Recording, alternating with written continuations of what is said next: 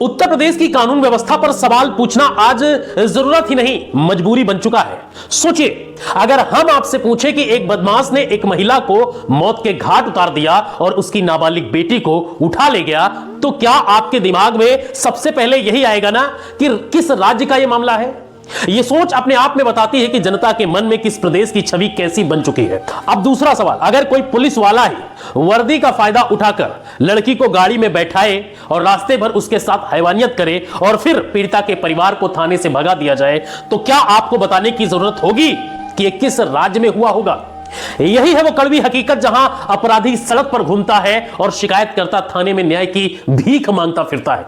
लोग कहते हैं कि उत्तर प्रदेश में राम राज्य है, लेकिन हालात देखकर लगता है कि यहां कानून का राज नहीं बल्कि अपराधियों का खुला खेल चल रहा है। नाम बदल दें, चेहरे बदल दें, घटनाएं बदल दें, लेकिन पैटर्न वही रहता है। कमजोर पर अत्याचार, ताकतवर को संरक्षण।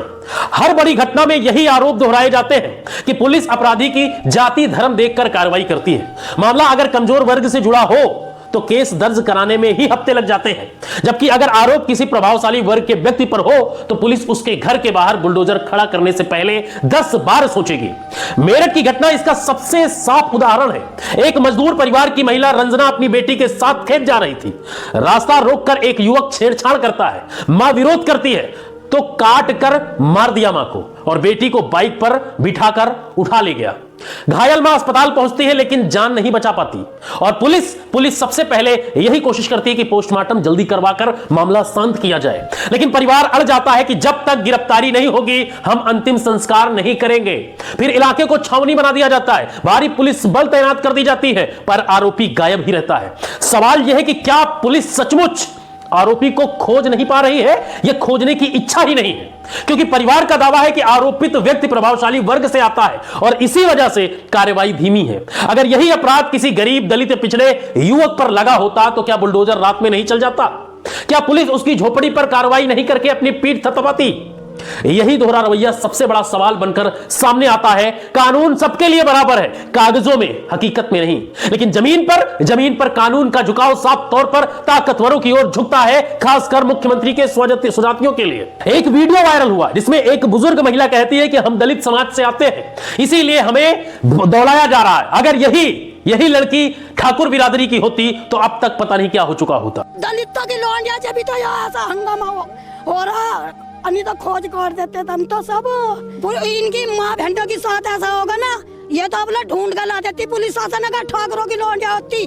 अब कानपुर वाले मामले को देख लीजिए। पुलिस का ही दरोगा अपनी ही गश्ती गाड़ी में 14 साल की बच्ची को उठा लेता है, अपने दोस्त के साथ मिलकर बलात्कार करता है और बच्ची को घर के बाहर फेंक कर फरार हो जाता है। एफआईआर दर्ज कराने भाई थाने जाता है तो उसे डांट कर भगा दिया जाता है। जब मामला पुलिस कमिश्नर तक जाता है तब अज्ञात में एफआईआर दर्ज होती है। नाम जानते हुए भी अज्ञात क्यों?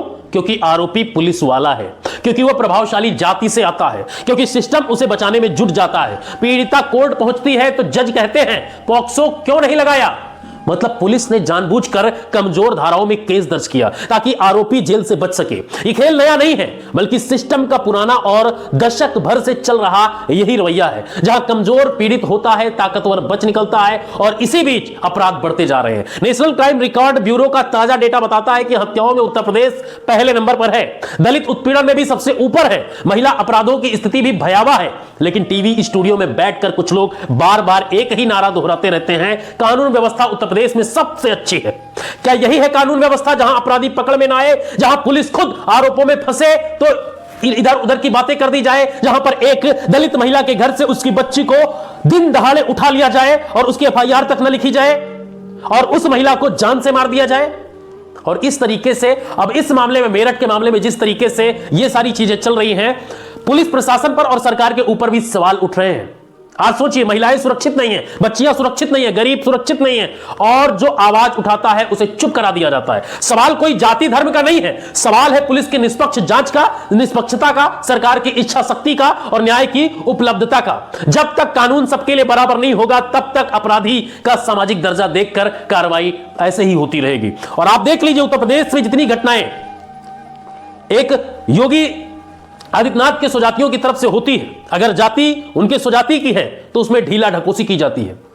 मेरठ की इस घटना में जिस तरीके से विपक्षी पार्टी, चाहे समाजवादी पार्टी हो या चंद्रशेखर आजाद समाज पार्टी हो, बहुजन समाज पार्टी हो, स्वामी प्रसाद मौर्य की अपनी जनता पार्टी हो, हर पार्टी के प्रतिनिधि वहां पर जाकर पुलिस वालों से लड़ रहे हैं, पीड़ित के लिए आवाज उठा रहे हैं। इस पर अब राजनीति भी शुरू हो गई। लेकिन जिस तरीके का नजारा आज देखने को मिला, चंद्रशेखर आजाद रावण जिस तरीके से सांसद होते हुए पैदल बाइक से उन्हें जाना पड़ा, पुलिस वालों ने रोक लिया और बाइक से उन्हें जाना पड़ा पीड़ित परिवार से मिलने के लिए। ये वो नजारे हैं जो बताते हैं कि उत्तर प्रदेश में कानून व्यवस्था किस तरीके से है। पीड़िता से मिलने नहीं दिया जाता।